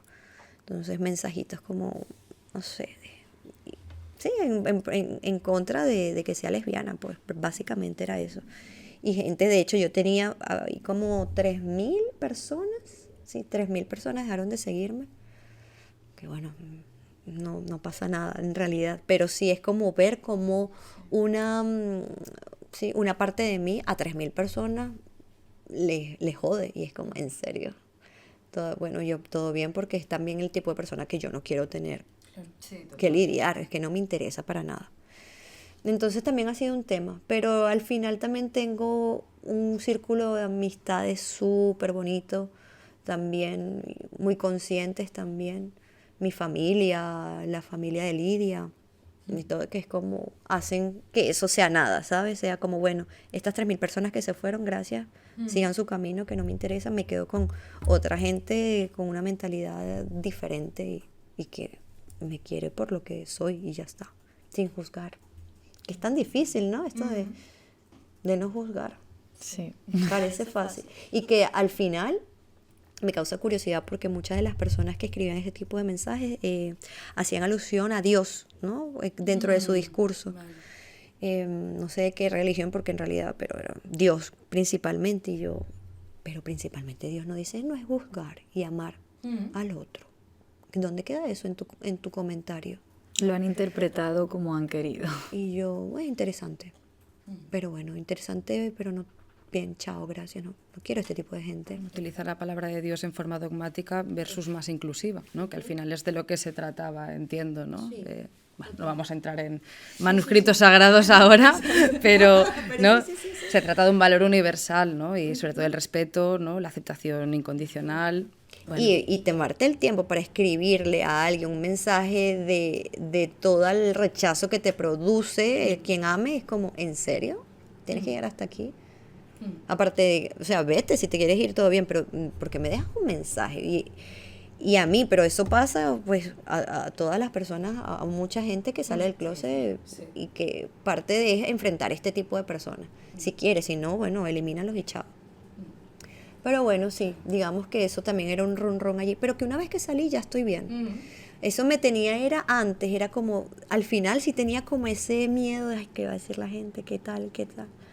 Bueno, dijo lo que dijo, chao lo que chao. De hecho, me sorprendió más, fueron los mensajes bonitos de familiares que yo creo que no tenían ni idea, que tengo años sin ver, y que verlos allí, ay, mi niña hermosa, igual, te amo, te quiero, y a Lidia ahora también, es como, eso sí me llenó bastante el corazón, porque al final esto es amor, eso para mí es amor, es aceptar y listo. Entonces, bueno, enhorabuena ante todo por mantenerte fiel a quien eres. Y vamos a hablar también de un proyecto que, bueno, también es muy importante, que nos habla también de lo fiel que eres a ti misma y a tus valores y principios. Hablemos de Café Aromas, ¿no? Porque hoy estamos en la central, en el set de... Sí. Bueno, hablemos un poquito de este recorrido, de estos inicios, de tu negocio. Bueno, cuéntanos un poco, ¿qué te inspira a empezar esta marca? Café Aromas, vale, tan bello. Bueno, digamos, para hacer el cuento, porque es un cuento más largo, yo en Colombia, antes de hecho de Café con Aroma de Mujer, ya yo tenía un emprendimiento de café conjuntamente con Ángela. Ángela, digamos que fue la que me introdujo, me presentó, me mostró su familia cafetera y todo el tema del café. A partir de esto tomamos la decisión y montamos un puestito de café, un triciclo muy bello que todavía sigue funcionando en Colombia. Cuando yo decido venirme para acá, para España, y ya digo, sí, me quedo, siempre, a la par de ser actriz, siempre he querido emprender en algo. Entonces dije, ¿con qué? Bueno, por favor, con café. Mentira, de hecho, ¿tú sabes qué fue lo primero? Hice unos productos para el cabello. Digamos que hubo un laboratorio de aquí, me dijo, bueno, vamos a sacar un gel para los rizos, tú que tienes ese pelo y te gusta tu rizo. Y yo, ay, mira, sí, me gustó el producto, lo usé, pero en realidad no le fue muy bien aquí en España. Entonces, listo, ¿con qué vamos? Yo con café. Como yo traigo café de allá, bueno, y empezaron un chico catalán y un chico colombiano, nos juntamos y entre los tres sacamos la marca adelante. Yo, bueno, ¿qué tal Café Aromas? Empezamos a crear todo. Todo empezó a fusionarse, encontramos el proveedor maravilloso, trajimos café y bueno, hasta ahora este es el producto. ¿Qué es lo que pasa? Bueno, que ha sido todo un viaje. Uno, porque yo estaba también un poco acostumbrada a Colombia, cómo funcionaba aquí, y ahora es aprender, a cómo funcionan las cosas acá, a cómo crear una marca aquí. El tema del marketing, el tema de las redes sociales, el tema de la parte administrativa, porque todo tiene un proceder. Y tú cuando estás empezando tienes que ser el proceder de todas las áreas. Digamos que ahorita estamos en un punto donde abrimos este punto de café. Ya vamos como a la parte física.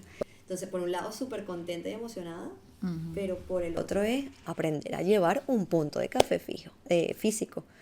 Lo bueno es que estoy acompañada, o digamos que el equipo de trabajo de Café Aroma se une y como que diferentes ramas empiezan a colaborar en información para que todo se... En este caso, la barra de café se van a poner estratégicamente en lugares donde, bueno, sea bienvenido y recibido un muy buen café.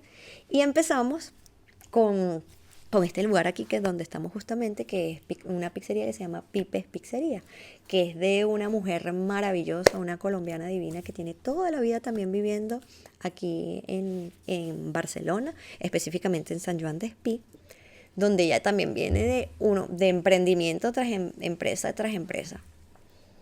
Y claro, hacer como la colaboración, el match con ella fue muy brutal. Por eso todo este tema de la comunidad para mí es fundamental, porque ella tenía un conocimiento, o tiene el conocimiento de cómo es llevar una empresa aquí, y de alimentos y de productos también de muy buena calidad. Y bueno, con la potencia de nosotros, quizás de la visibilidad a través de redes y de lo que Dailin significa en el mundo del café, por café con aroma de mujer, ha sido como un puntazo.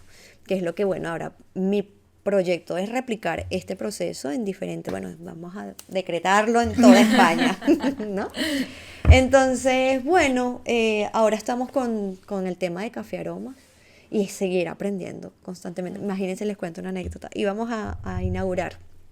Vamos a inaugurar todo bien en semanas de pruebas, qué es lo que vamos a hacer, y vamos a hacer un coffee party, el DJ vino, todo el lugar aquí estábamos preparando todo.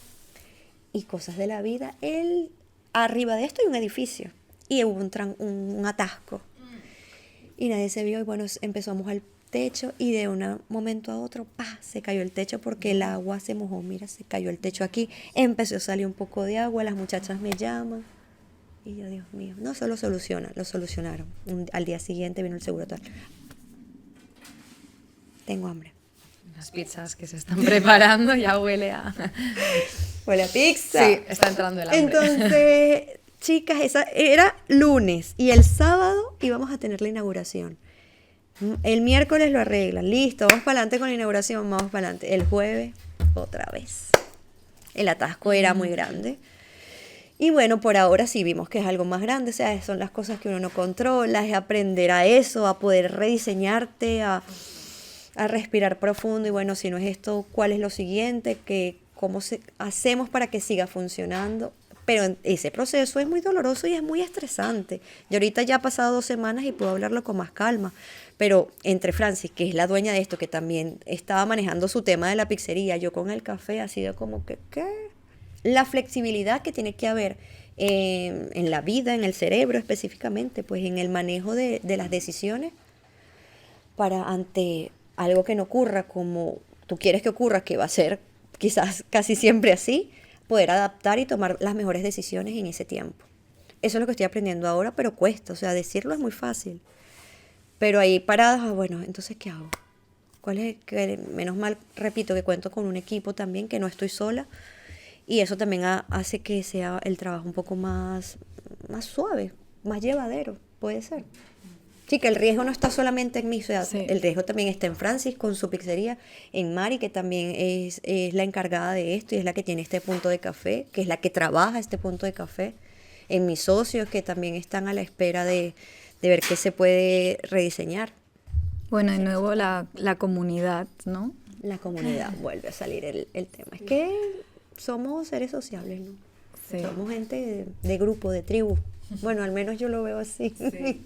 ¿Qué impacto crees que tiene tu marca en la comunidad cafetera? Ay, yo te voy a hablar de la que quisiera tener. Vale. Voy a partir de allí.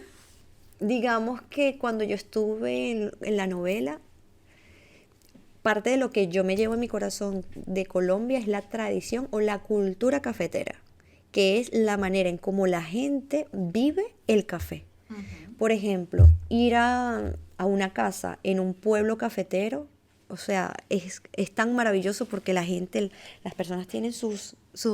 ¡Ay! Llegaron las pizzas, Dios mío. ¡Ay, Francis, ven! Justo. Mira, yo quiero que conozcan a Francis, pero Dios mío, ¿por qué es esta pizza tan deliciosa, Francis? Qué afortunadas somos, me encanta. Delicioso todo lo que estamos viendo hoy, estas mujeres emprendedoras. Mira, Cris. Hace ratito estaba hablando de ti. Abre tu apetito. La tuya es con queso, como me la pediste, la tengo allí. Vale, voy por gracias. ella y ya, porque, a ver, hágale, hay 3 pizzas. Sí, dale, pues. Falta una. Bueno, esta es una señal de que tenemos que ir terminando porque la pizza nos espera. Pero, no obstante... Degustarla en vivo para que la gente vea también. Claro, es verdad. Las caras lo dicen todo. Claro. Mira que estaba hablando de ti, Francis, porque estaba justo diciendo el tema de... Sí. Estaba hablando del tema de la comunidad, que yo no sé si tú lo has vivido igual que yo, sí. Que apenas yo llegué acá y una de las partes que yo veo que a mí me ha funcionado muchísimo y a tener unos resultados diferentes es crear piñita o crear comunidad, bien sea con gente latina, en este caso, bueno, con tu idiosincrasia colombiana yo me siento muy cercana, pero bueno, y con Giselle, que es colombiana también, o sea, hacerte un grupito donde tú te sientas segura y donde puedas en grupo crecer. No sé si a ti te ha pasado igual.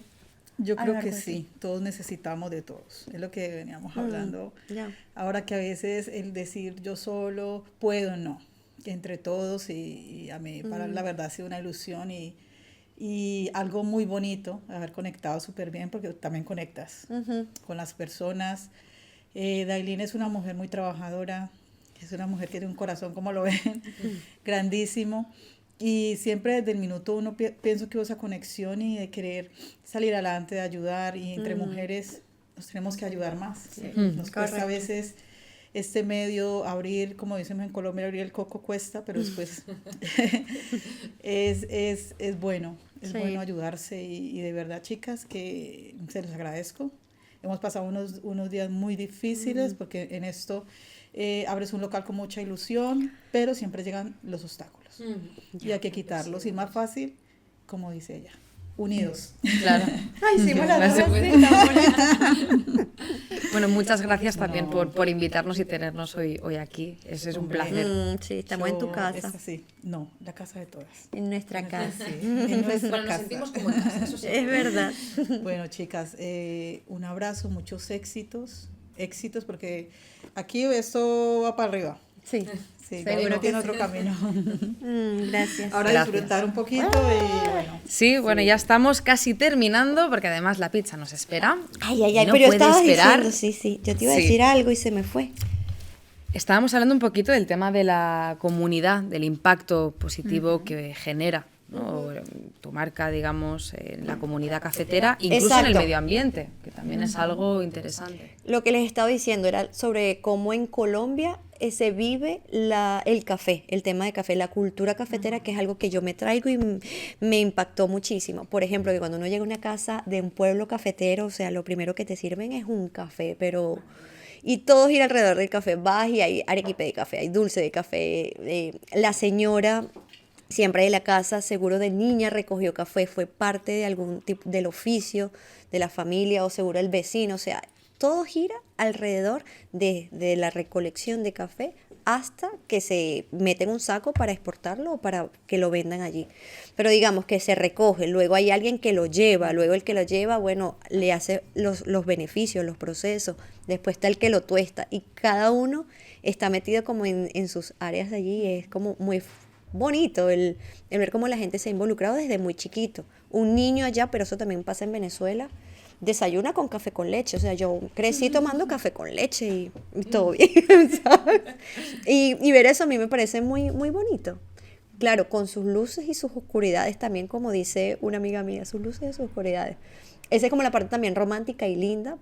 Y también he conocido unas partes también un poco oscuras de pues todo el trabajo, como no es bien remunerado en el campo, por ejemplo, que para mí, y ahí sí entra un poco en la pregunta tuya, en cómo yo quiero que se viva el café, a mí me encantaría poder visibilizar realmente las personas involucradas en el primer punto del café, que es la recolección, que era lo que hacían los personajes que yo interpreté, que es gente que se para muy en la madrugada, o sea, tiene un trabajo físico importante y que al final en toda la cadena, hasta que tú aquí, por ejemplo, en España o en Japón, llegas y te tomas un cafecito colombiano de especialidad a este campesino, de todo ese valor, ¿cuánto es que me le queda? ¿Cuánto le queda a la gente? ¿Sabes? Ahí es cuando yo, bueno, pero eso en este producto que es el café, pero eso ocurre como con cualquier producto de que se siguen explotando quizás en el sur global todas las riquezas que el país tiene en cuanto a alimentos y en cuanto a recursos. Pero ese es otro melón. Aquí el tema, y centrándome en la respuesta, es que me gustaría mucho visibilizar cómo la gente en la primera línea de producción vive, cómo recoge su café, cómo produce.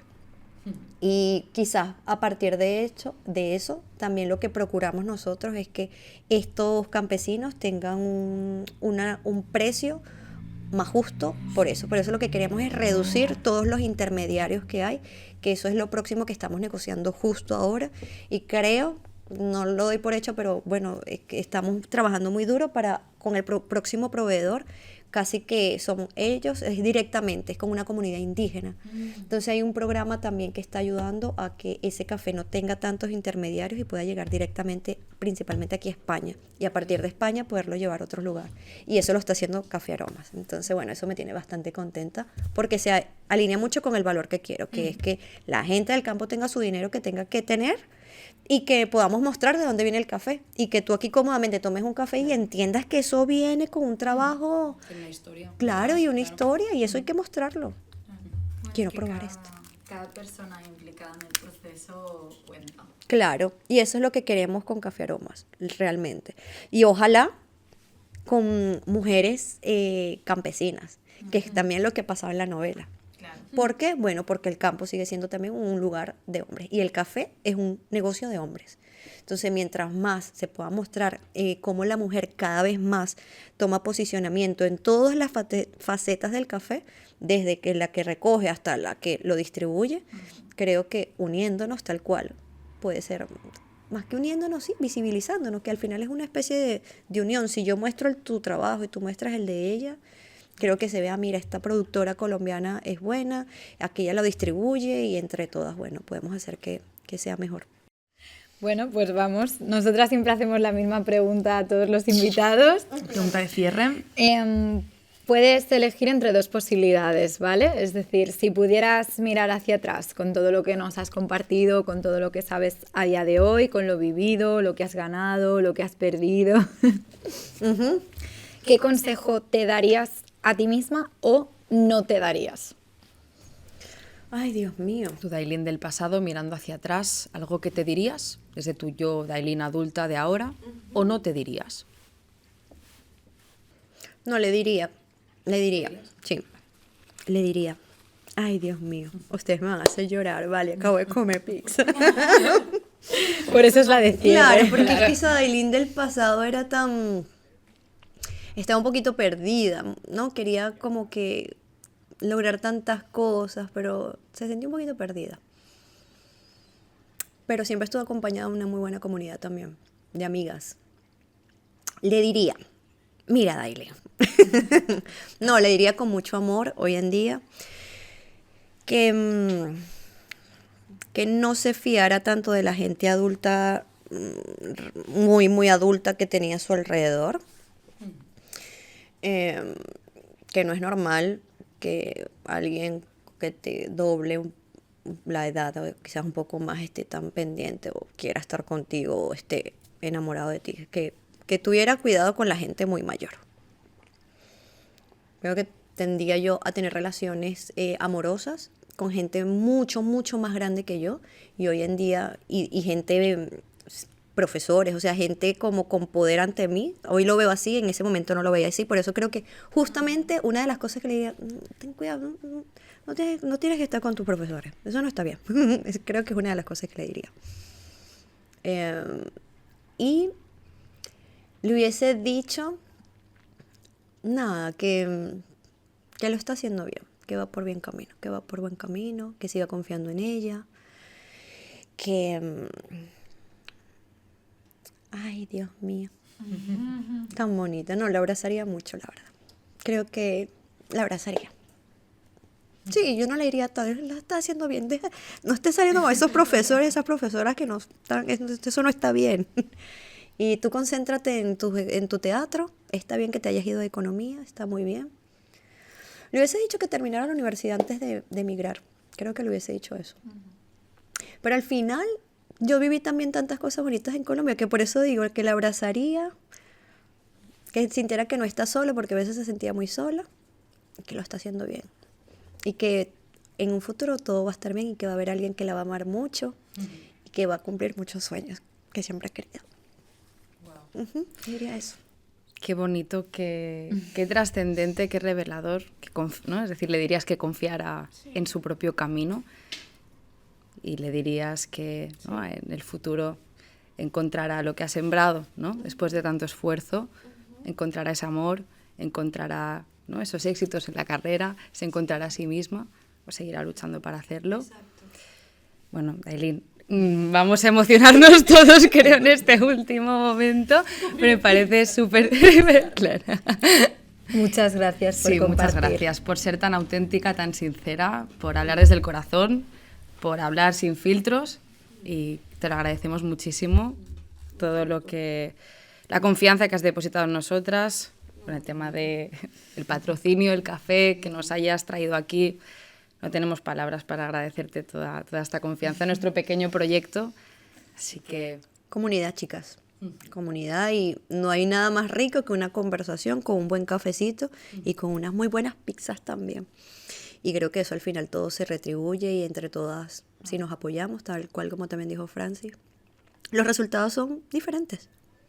Al menos el trayecto. Al final el resultado es lo que es. Pero el trayecto para llegar allá... sola no, es que no. Y por eso yo pedir apoyo y dar apoyo para mí siempre va a estar, si está dentro de mis posibilidades va a estar. Y bueno, para adelante y confianza. El valor de la comunidad es súper importante. Sí, bueno. Creo que así cierro esta conversación. Me voy con eso, de verdad, como con recordar el valor de crear comunidad, entendiendo la comunidad como tú siendo... activa dentro de todos esos procesos, ¿no? Como de dar y recibir. Es un proceso como recíproco. ¿Y para ti qué significa vivir desde un lugar auténtico?